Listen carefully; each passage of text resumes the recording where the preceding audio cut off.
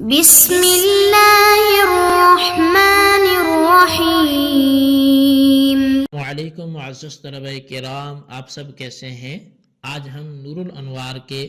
سبق نمبر 136 کو پڑھیں گے۔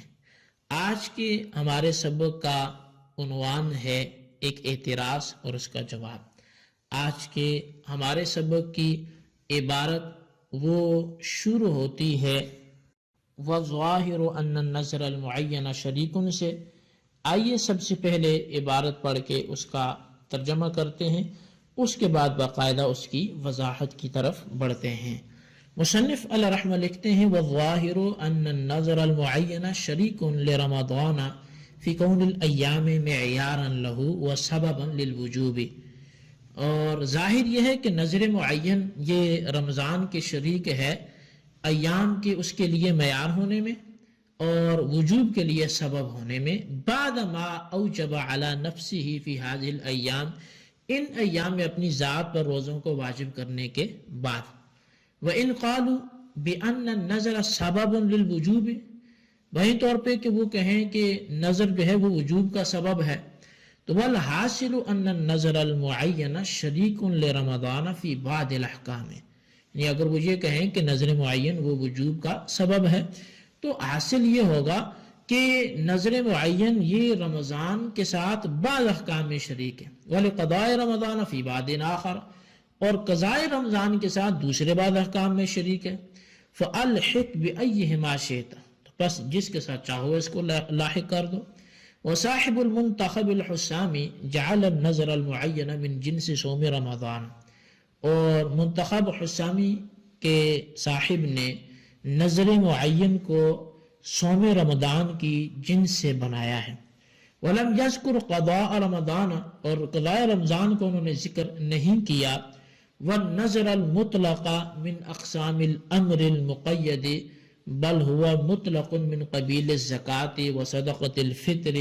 ومن أدخلهما في المقید نظرا إلى أنهما مقیدان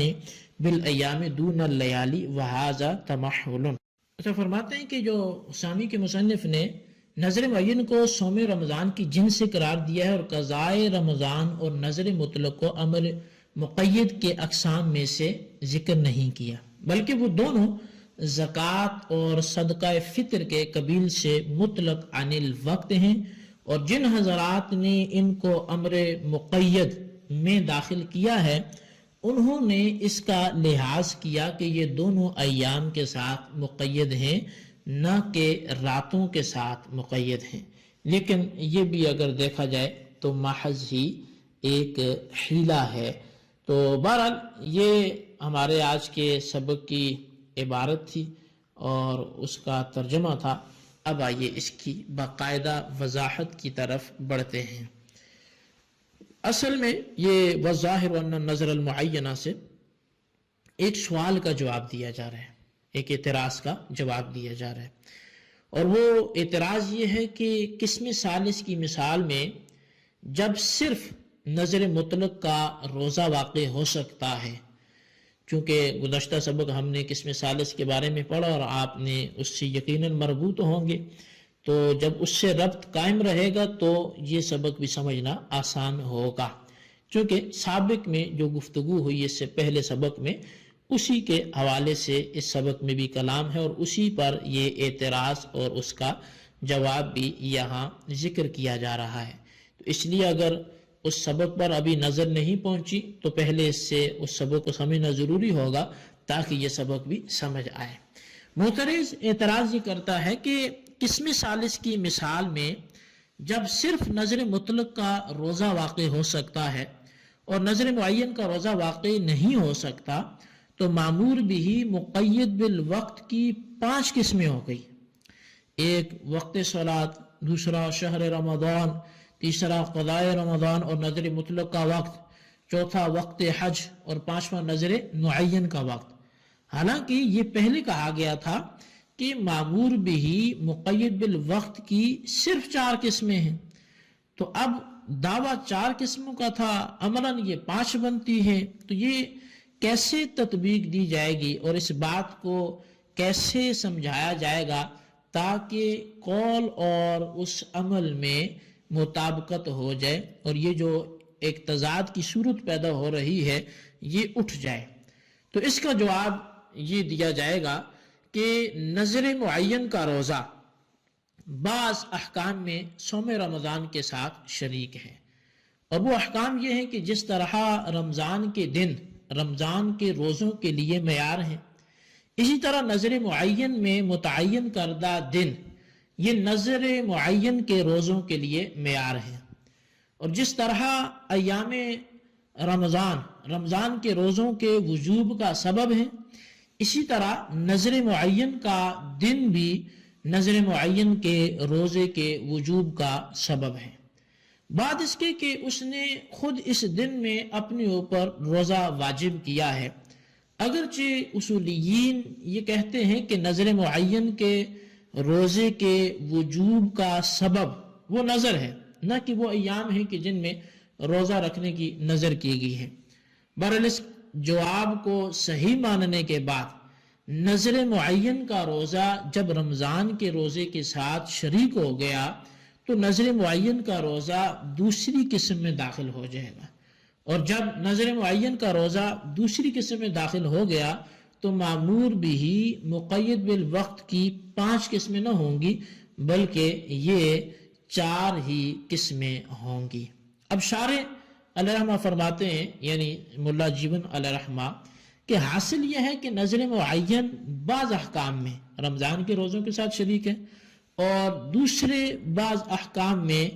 قضائے رمضان کے روزوں کے ساتھ شریک ہے۔ رمضان کے روزے کے ساتھ تو اس لیے شریک ہے کہ وقت جس طرح رمضان کے روزے کے وجوب کا سبب ہے، تو اسی طرح وقت یعنی وہ دن جس میں روزہ رکھنے کی نظر کی تھی، جس میں روزہ رکھنے کی منت مانی تھی، تو وہ نظر معین کے روزے کے وجوب کا سبب ہے۔ اگرچہ یہ نظر کرنے والے کے اپنے اوپر روزہ واجب کرنے کے بعد کی بات ہے، اور قضاء رمضان کے روزے کے ساتھ اس لیے شریک ہے کہ جس طرح وہ ایام جن میں قضا کی جائے گی وہ قضا واجب ہونے کا سبب نہیں ہے، اسی طرح وقت یعنی وہ دن جس میں نظر کا روزہ رکھے گا فی نفس ہی روزے کے واجب ہونے کا سبب نہیں ہے، بلکہ نظر معین کے روزے کے وجوب کا سبب ہے۔ بہرحال نظر معین جب بعض احکام میں رمضان کے ساتھ اور بعض احکام میں قضائے رمضان کے ساتھ شریک ہے تو نظر معین کو ان دونوں میں سے جس کے ساتھ چاہے لاحق کر لو، اور جب نظر معین کو ان دونوں میں سے کسی ایک کے ساتھ لاحق کر لیا گیا تو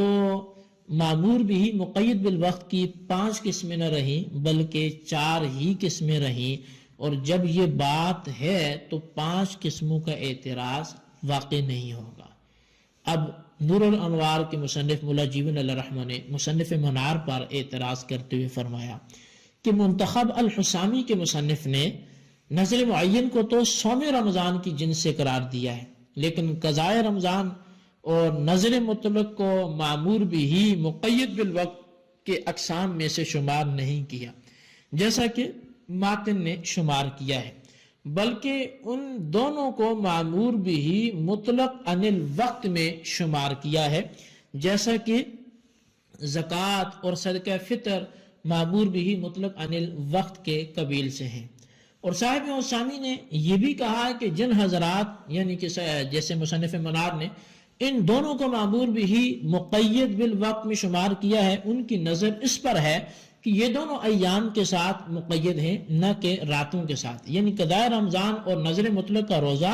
ایام میں ادا کیا جا سکتا ہے نہ کہ راتوں میں، بس ایام کے ساتھ مقید ہونے کی وجہ سے ان کو معمور بھی مقید بالوقت میں شمار کیا گیا۔ حالانکہ یہ بھی محض ایک ہیلا ہی ہے، کیونکہ روزہ تو مشروع ہی دن میں ہوا ہے نہ کہ رات میں، پس رات میں روزہ رکھنے کا عدم جواز اس لیے نہیں کہ وہ دن کے ساتھ مقید ہے، بلکہ اس لیے ہے کہ روزہ رات میں غیر مشروع ہے اور دن میں مشروع ہے. بہرحال جب ایام کے ساتھ ان کو مقید کرنا ہے کہ ہیلا ہے تو صاحب حسامی کی بیان کردہ بات کہ قضاء رمضان اور نظر مطلق معمور بھی مطلق عن الوقت میں داخل ہیں زیادہ مناسب اور بہتر ہے. جی طلبہ کرام، یہ ہمارے آج کے سبق کی عبارت، ترجمہ اور وضاحت تھی. اس کو اچھی طرح سمجھیں اور اس کے خلاصے کو اپنے رجسٹر پر ضرور لکھیں، بالخصوص ان سوالات کے جوابات بھی دیں. سوال نمبر 1 یہ ہے کہ مصنف کو صاحب حسامی کی کون سی بات پسند آئی اور کیوں پسند آئی، اس کی تفصیل تحریر کریں. اور سوال نمبر 2 یہ ہے کہ مصنف علیہ رحمہ نے جو اعتراض معترض کا لکھا ہے وہ مقید بالوقت کی 5 قسمیں کیسے بناتے ہیں، معمور بھی مقید بالوقت کی،